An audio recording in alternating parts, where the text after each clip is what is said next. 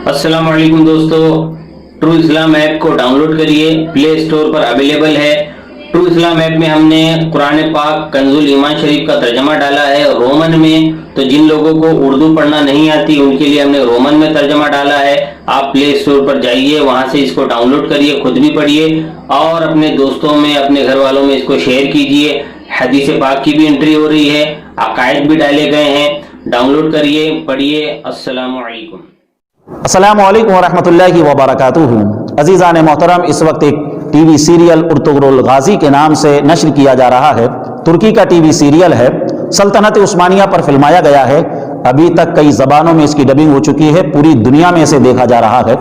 इस TV serial ने एक तरीके से पूरी दुनिया के अंदर खलबली मचा के रख दी है।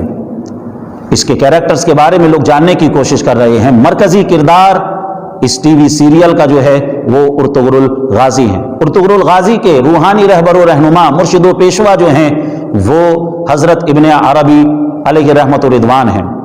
लोग उनके बारे में भी पूछ रहे हैं कि इब्न अरबी अलैहि रहमत व रिदवान को जो इस सीरियल में दिखाया गया है, क्या हकीकत में इब्न अरबी अलैहि रहमत व रिदवान कोई अल्लाह के वली गुजरे हैं या फिर इस सीरियल के अंदर यूं ही दिखा दिया गया है। तो आज कुछ बातें हजरत इब्न अरबी अलैहि रहमत व रिदवान के हवाले से आपके सामने पेश करने की कोशिश करेंगे। हजरत इब्न अरबी अलैहि रहमत व रिदवान अंदलुस के मुर्सिया इलाके के अंदर आपकी पैदाइश हुई। आपकी पैदाइश का जो वाकया है वो भी बहुत ही दिलचस्प है। आपके वालिद का नाम अली था। इनके यहाँ कोई बेटा नहीं था। बहुत दुआएं की अल्लाह एक बेटा अता फरमा दे, मगर दुआ कबूल ना हुई। वक्त गुजरता रहा, आपकी उम्र 50 साल हो गई। उसके बाद आप हुजूर गौसे आज़म रज़ी अल्लाह तआला अन्हु की बारगाह में हाजिर हुए और अर्ज किया, हुजूर एक अरसा दराज से दुआ कर रहा हूं कि अल्लाह ताला मुझे एक बेटा अता फरमा दे, मगर अभी तक मैं बेटे की नेमत से महरूम हूं और मुझे बेटा नहीं अता हुआ है। आप अगर दुआ कर देंगे तो अल्लाह तबारक व तआला मुझे बेटे की नेमत से सरफराज फरमा देगा।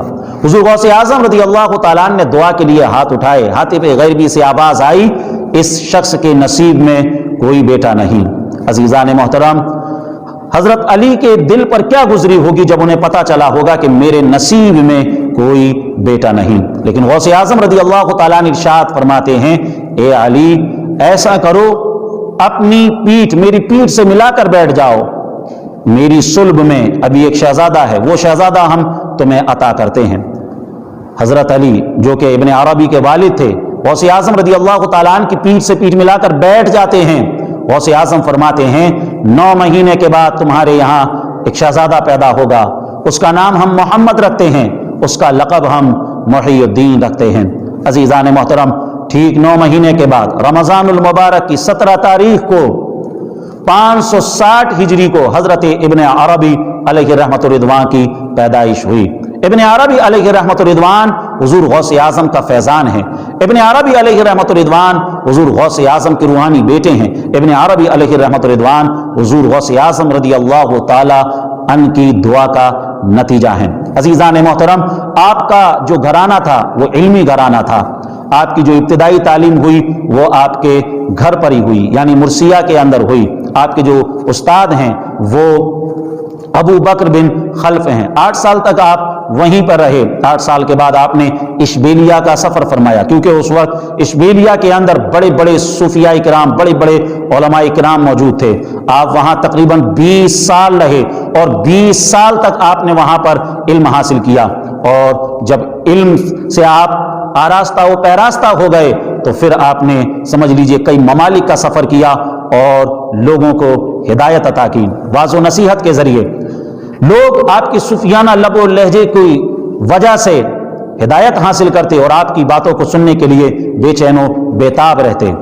जहां आपने वाज़ो नसीहत के जरिए दीन मतीन की खिदमत अंजाम दी, वहीं आपने कई किताबों को भी लिखा। सैकड़ों किताबों के आप मुसन्निफ हैं। हजरत अब्दुर्रहमान जामी अलैहि रहमत व रिदवान फरमाते हैं तकरीबन 500 के आसपास आपने किताबें लिखी। हजरत अब्दुल वहाब शारानी अलैहि रहमत व रिदवान लिखते हैं तकरीबन 400 से ज्यादा आपकी किताबें हैं। कई किताबें आपने लिखी, उनमें से 2 किताबें फुतूहात मक्किया और खुसूसुल हिकम बहुत ज्यादा मशहूर हुई, इन्हें बहुत ज्यादा शोहरत हासिल हुई। फुतूहात मक्किया के हवाले से आप फरमाते हैं इस तरह की किताब ना तो माजी में लिखी गई है اور نہ ہی مستقبل میں لکھی جائے گی۔ تصوف پر بالکل ایک انسائکلوپیڈیا کی حیثیت فتوحات مکیہ رکھتی ہے۔ فتوحات مکیہ کی ابتدا آپ نے 599 ہجری میں مکہ شریف میں کی، اور تقریباً 30 سال کا عرصہ آپ کو فتوحات مکیہ لکھنے میں لگا۔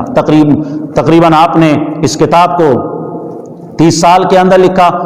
629 ہجری میں آپ نے اس کتاب کو دمشق کی سرزمین پر مکمل فرمایا۔ عزیزان محترم، اور فصوص الحکم اس کے تعلق سے آپ خود مقدمے کے اندر نقل فرماتے ہیں کہ میں نے نبی کریم صلی اللہ علیہ وسلم کو خواب میں دیکھا، سرکار کے ہاتھ میں ایک کتاب تھی، نبی کریم صلی اللہ علیہ وسلم نے اس کتاب کو مجھے عطا کیا اور کہا اس کتاب کو لوگوں تک پہنچاؤ۔ اس کے بعد جب میں خواب سے بیدار ہوا، میں فصوص الحکم لکھنے میں لگ گیا۔ میں نے بڑی محنت لگن کے ساتھ فصوص الحکم کو لکھا۔ عزیزان محترم، فصوص الحکم کی بھی کئی شرحاں ابھی تک لکھی جا چکی ہیں۔ حضرت ابن عربی علیہ رحمۃ الرضوان کی بہت بڑی شان، سلطنت عثمانیہ کے سلاطین آپ کا بڑی ہی ادب و احترام کے ساتھ نام لیتے ہیں، آپ کی بہت عزت کرتے ہیں، اور کہتے ہیں قسطنطنیہ کی جو فتح ہوئی ہے وہ حضرت ابن عربی علیہ رحمۃ الرضوان کی دعاؤں کا نتیجہ ہے۔ آپ نے قسطنطنیہ کی فتح سے پہلے بشارت دے دی تھی۔ عزیزان محترم، حضرت ابن عربی علیہ رحمۃ الرضوان کی تقریباً عمر شریف جو ہے وہ 78 سال کی ہوئی۔ 638 ہجری کے اندر آپ کا وصال ہوا۔ آپ کا مزار دمشق کی سرزمین پر ایک گاؤں جس کا نام صالحیہ ہے، وہاں آپ کا مزار ہے۔ جب سلطان سلیم خان کا زمانہ آیا اور سلطان سلیم خان ملک شام کی سرزمین پر پہنچے، تو سلطان سلیم خان نے آپ کے مزار کی تعمیر کروائی اور پاس ہی میں ایک عالیشان مسجد اور مدرسہ بھی تعمیر کروایا۔ عزیزان محترم، اہل محبت ابھی بھی آپ کی قبر شریف سے فیض و برکات حاصل کر رہے ہیں۔ عزیزان محترم، یہ چند باتیں حضرت ابن عربی علیہ رحمۃ الرضوان کے حوالے سے میں نے آپ کے سامنے پیش کی۔ مولا تبارک و تعالی ہمیں حضرت ابن عربی علیہ رحمۃ الرضوان کے نقش قدم پر چلنے کی توفیق عطا فرمائے، ان سے سچی پکی محبت کرنے کی توفیق عطا فرمائے۔ السلام علیکم ورحمۃ اللہ وبرکاتہ۔